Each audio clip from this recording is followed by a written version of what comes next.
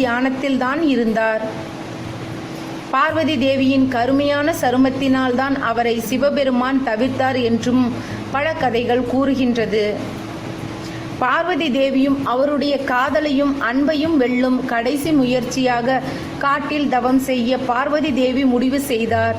உணவு மற்றும் ஆடை எதுவும் இல்லாமல் மிகவும் கடுமையான தவத்தில் அவர் ஈடுபட்டார்.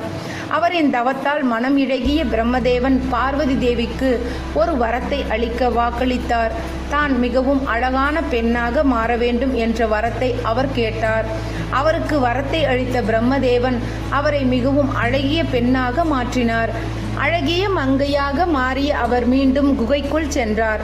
அவர் அழகில் மயங்கிய சிவபெருமான் அவர் மீது காதலில் விழுந்து அவரை திருமணமும் செய்து கொண்டார்.